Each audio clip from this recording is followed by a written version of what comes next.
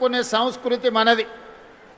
ఈ దేశాన్ని భరతమాతను మాతతో అంటే తల్లితో మహిళతో పోల్చుకునే గొప్ప సంస్కృతి. తెలంగాణ రాష్ట్రాన్ని తెలంగాణ తల్లిగా మనం పిలుచుకుంటున్నామంటే తల్లి రూపంలో ఆడబిడ్డను స్మరించుకోవడము మన యొక్క సంస్కృతి. భూమిని కూడా భూమాత అన్నారు కానీ భూపిత అని అనలేదు. మన సంస్కృతి సాంప్రదాయంలో మహిళకు ఆడబిడ్డకు ఉన్న ప్రత్యేకమైన గుర్తింపు, వాళ్ళ శక్తి శ్రీమతి ఇందిరాగాంధీ గారి ప్రపంచానికి చాటి చెప్పిండ్రు.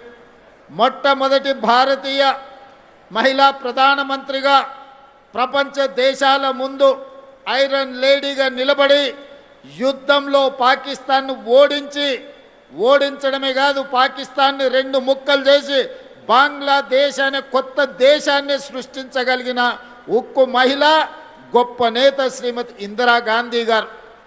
ఆ ఇందిరాగాంధీ గారి నేతృత్వంలో నడిచిన ఈ పార్టీ శ్రీమతి సోనియా గాంధీ గారి నాయకత్వంలో ఏర్పడిన ఈ తెలంగాణ రాష్ట్రం మహిళల్ని ఆడబిడ్డల్ని స్ఫూర్తిగా తీసుకోవడమే కాకుండా ఈ ప్రాంత విముక్తి కోసం పోరాటం చేసిన చాకలి ఐలమ్మ కావచ్చు, ఆరుట్ల కమలాదేవి కావచ్చు, మల్లు స్వరాజ్యం కావచ్చు, వీళ్ళందరూ గొప్ప మహిళా నాయకురాళ్ళుగా రాణించి మన కీర్తి ప్రతిష్టలను ప్రపంచానికే చాటి చెప్పిండ్రు.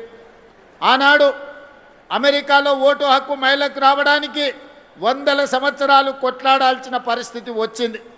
కానీ స్వతంత్రం వచ్చిన ఎంబడే పురుషులతో పాటు సమానంగా మహిళలకు ఓటు హక్కు ఇచ్చి ఈ ప్రభుత్వాన్ని ఎన్నుకునే అధికారం ఆడబిడ్డల చేతుల్లో పెట్టిన పార్టీ ప్రభుత్వం కాంగ్రెస్ పార్టీ. పండిత్ జవహర్లాల్ నెహ్రూ గారు అని ఈనాడు మనం చెప్పుకోవాల్సిన అవసరం ఉన్నది. ఇవాళ ఆడబిడ్డలకున్న ఓటు హక్కు ఆనాడు పండిత్ జవహర్లాల్ నెహ్రూ గారు ఇచ్చింది. ఇవాళ గొప్పగా అభివృద్ధి చెందిన దేశం అని చెప్పుకున్న అమెరికాలో ఆడబిడ్డలకు ఓటు హక్కు కొన్ని 100 సంవత్సరాలు లేదు. కొట్లాడంగా వాళ్ళకు వచ్చింది. కానీ అడక్క ముందే ఆడబిడ్డకు ఆనాడు పండిత్ జవహర్లాల్ నెహ్రూ గారు ఆడబిడ్డకు ఓటు హక్కు ఇచ్చిండు. ఓటునే ఆయుధంగా మార్చి ఎన్నికలలో పాల్గొని ఈ దేశానికి మొట్టమొదటి మహిళా రాష్ట్రపతిగా ఆనాడు కాంగ్రెస్ పార్టీ నియమించింది.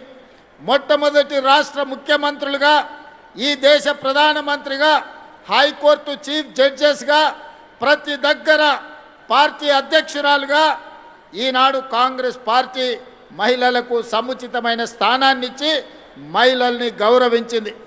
ఈనాడు అధికారంలో ఉన్న పార్టీలు ఏనాడైనా ఒక మహిళను వాళ్ళ పార్టీ అధ్యక్షురాలుగా నియమించుకున్నారా? వాళ్ళ ఆలోచన వచ్చిందా? ఈనాడు కేంద్రంలో ఉన్న అధికారంలో ఉన్న పార్టీ దాదాపుగా 40-45 సంవత్సరాల 50 ఏళ్ళు కానికి వస్తుంది. ఆ పార్టీ పెట్టి 45-50 సంవత్సరాలల్లా ఒక్కనాడైన వాళ్ళ పార్టీ అధ్యక్షురాలుగా ఒక ఆడబిడ్డను ఒక మహిళను పెట్టాలని ఆలోచన చేసినరా? లేదా ఈ రాష్ట్రంలో 10 ఏళ్ళ అధికారంలో ఉన్న పార్టీ వాళ్ళ పార్టీ నాయకత్వమే కాదు, మొదటి 5 సంవత్సరాలు మంత్రివర్గంలో ఒక ఆడబిడ్డ కూడా అవకాశం ఇయ్యలేదు. ఈడ మా అక్కలు వేలాది మంది చదువుకున్న వాళ్ళు ఉన్నారు, పరిపాలన చేయగలిగిన శక్తి ఉన్నోళ్ళు ఉన్నారు, ఎవరు ఏం చేస్తున్నారో విశ్లేషణ చేసే సామర్థ్యం ఉన్నోళ్ళు ఉన్నారు. మీరందరూ ఆలోచన చేయండి. కేంద్రంలో అధికారంలో ఉన్న పార్టీ 45-50 ఏళ్ళైనా వాళ్ళ పార్టీ అధ్యక్షురాలుగా కేంద్రంలోనే కాదు రాష్ట్రంలో కూడా ఏ రోజు నియమించుకోలేదు. 10 ఏళ్ళు అధికారంలో ఉన్నోళ్ళు 5 ఏళ్ళు మంత్రి పదవి కూడా ఇయ్యలేదు. కానీ ఇందిరమ్మ స్ఫూర్తితో, సోనియమ్మ ఆశీర్వాదంతో ప్రజాపాలన ఏర్పడితే మొదటి రోజే ఈరోజు కొండా సురేఖమ్మను, ధనసరి సీతక్కను మంత్రులుగా చేసి పరిపాలనలో భాగస్వాములను చేస్తే ఈరోజు వేలాది మంది ఆడబిడ్డలకు ఈరోజు ప్రయోజనం చేకూరిందా లేదా ఆలోచన చేయండి. ఇవాళ సర్పంచులుగా, వార్డు మెంబర్లుగా, కౌన్సిలర్లుగా, మున్సిపల్ చైర్పర్సన్స్గా, మున్సిపల్ మేయర్గా గద్వాల విజయలక్ష్మి గారు హైదరాబాద్ నగరానికి మేయర్గా మహిళగా రాణించిండ్రు అంటే రాజీవ్ గాంధీ గారు స్థానిక సంస్థలలో ఆడబిడ్డలకు రిజర్వేషన్లు ఇచ్చిండు కాబట్టే ఈరోజు తెలంగాణ రాష్ట్రంలో 55-60% మహిళలు ప్రజాప్రతినిధులుగా ఈనాడు మీరు బాధ్యత నిర్వహించి సమర్థవంతమైన పరిపాలనను అందించగలిగిన శక్తి మీ దగ్గర ఉన్నదని ఈరోజు మీరు నిరూపించుకున్నారు. ఇదే కాదు, చట్టసభలలో ఎమ్మెల్యేలుగా ఎంపీలుగా కేంద్ర మంత్రులుగా మీరు రాణించాలని 2013లోనే శ్రీమతి సోనియా గాంధీ గారు చట్టసభలలో మహిళలకు రిజర్వేషన్లు